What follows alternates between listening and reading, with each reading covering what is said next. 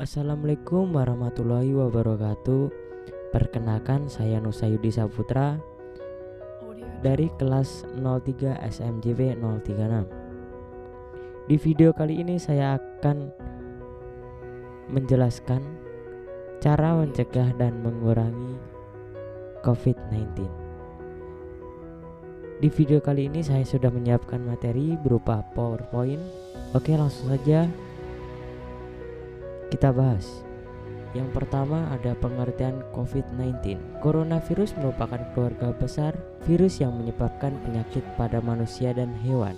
Pada manusia biasanya menyebabkan penyakit infeksi saluran pernapasan, mulai flu biasa hingga penyakit yang serius seperti Middle East Respiratory Syndrome dan sindrom pernapasan akut berat atau Severe Acute Respiratory Syndrome. Yang kedua ada gejala COVID-19. Gejala umumnya berupa demam 380 derajat Celcius, batuk kering, dan sesak napas. Jika ada orang dalam 14 hari belum muncul gejala tersebut, pernah melakukan perjalanan ke negara terjangkit atau pernah merawat kontak erat dengan penderita COVID-19, maka terhadap orang tersebut akan dilakukan pemeriksaan laboratorium lebih lanjut untuk memastikan diagnosisnya. Oke, lanjut. Yang ketiga ada gejala lain COVID-19. Yang pertama, mudah lelah, nyeri otot, nyeri dada, sakit tenggorokan, sakit kepala, mual atau muntah, diare, pilek atau hidung tersumbat, menggigil, bersin-bersin, hilangnya kemampuan mengecap rasa, dan hilangnya kemampuan mencium bau. Materi yang keempat ada penyebab virus corona. Penyebab virus corona merupakan virus single stranded RNA yang berasal dari kelompok Coronaviridae. Dinamakan coronavirus karena permukaannya yang berbentuk seperti mahkota crown atau corona. Virus lain yang termasuk dalam kelompok yang serupa adalah virus yang menyebabkan Middle East Respiratory Syndrome dan Severe Acute Respiratory Syndrome beberapa tahun silam. Lanjut materi yang kelima, ada penularan COVID-19. Yang pertama, tidak sengaja menghirup percikan ludah, droplet, atau yang keluar saat penderita COVID-19 bersin atau batuk. Yang kedua, memegang mulut, hidung, atau mata tanpa mencuci tangan terlebih dahulu. Setelah menyentuh benda yang terkena droplet penderita COVID-19, misalnya uang atau gagang pintu. Yang ketiga, ada kontak jarak dekat kurang dari 2 meter dengan penderita COVID-19 tanpa mengenakan masker. Materi yang keenam ada diagnosis COVID-19. Yang pertama ada rapid test antigen untuk mendeteksi antigen, yaitu protein yang ada di bagian terluar virus. Yang kedua, tes PCR atau swab test untuk mendeteksi virus corona di dalam lapisan hidung. Yang ketiga ada TC scan atau Röntgen dada untuk mendeteksi infiltrat atau cairan di paru-paru. Yang keempat ada tes darah lengkap untuk memeriksa kadar sel darah putih atau C-reaktif protein.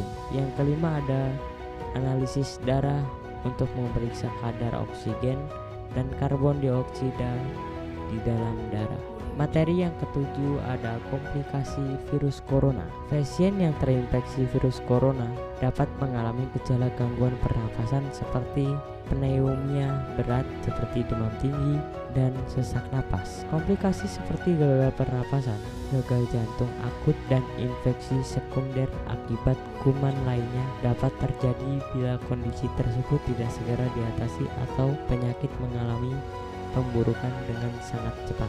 Selanjutnya materi ke-8 ada faktor resiko COVID-19. COVID-19 dapat menginfeksi siapa saja, tetapi efeknya akan lebih berbahaya atau bahkan fatal bila menyerang orang lanjut usia, ibu hamil, perokok, penderita penyakit tertentu, dan orang yang daya tahan tubuhnya lemah seperti penderita kanker.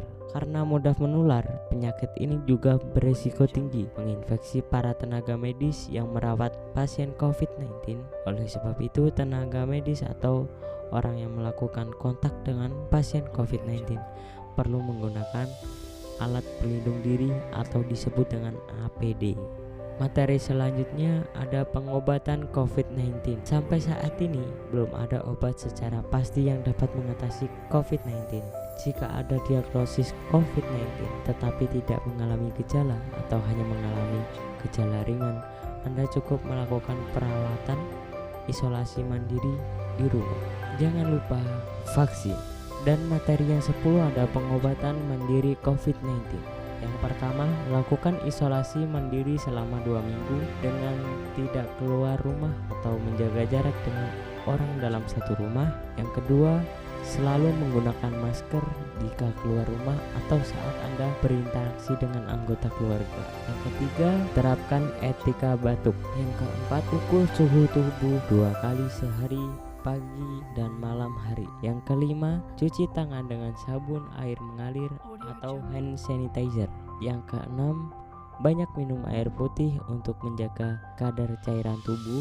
Yang ketujuh, istirahat yang cukup untuk mempercepat proses penyembuhan. Yang kedelapan, konsumsi obat pereda batuk, demam, dan nyeri setelah berkonsultasi dengan dokter. Yang kesembilan, perhatikan gejala yang Anda alami dan segera hubungi dokter jika gejala memburuk. Selanjutnya, materi ke-11 ada pencegahan COVID-19. Terapkan physical distancing, yaitu menjaga jarak minimal 2 meter dari orang lain. Dan jangan dulu keluar rumah kecuali ada keperluan mendesak. Menggunakan masker saat beraktivitas di tempat umum atau keramaian, termasuk saat pergi berbelanja bahan makanan. Rutin mencuci tangan dengan air dan sabun atau hand sanitizer yang mengandung alkohol minimal 60%, terutama setelah beraktivitas di luar rumah atau di tempat umum. Jangan menyentuh mata, mulut, dan hidung sebelum mencuci tangan. Tingkatkan daya tahan tubuh dengan menjalani pola hidup sehat, misalnya olahraga rutin dan konsumsi makanan bergizi serta suplemen. Hindari kontak dengan penderita COVID-19, orang yang dicurigai positif terinfeksi COVID-19, atau orang yang sedang sakit demam, batuk, atau pilek. Tutup mulut dan hidung dengan tisu saat batuk atau bersin. Kemudian buang tisu ke tempat sampah. Jaga kebersihan benda yang sering disentuh dan kebersihan lingkungan, termasuk kebersihan rumah. Jaga sirkulasi dan kebersihan udara di dalam ruangan. Bila perlu, Anda bisa menggunakan air purifier. Yang terakhir ada kesimpulan. COVID-19 adalah penyakit akibat infeksi virus Severe Acute Respiratory Syndrome Coronavirus 2. COVID-19 dapat menyebabkan gangguan sistem pernapasan, mulai dari gejala yang ringan seperti flu hingga infeksi paru-paru seperti pneumonia dan penyebab kematian. Oke, bagi kalian tetap jaga kesehatan, pakai masker, dan patuhi protokol yang ada. Semoga sehat selalu. Stay home. Sekian dari kami. Terima kasih. Wassalamualaikum warahmatullahi wabarakatuh.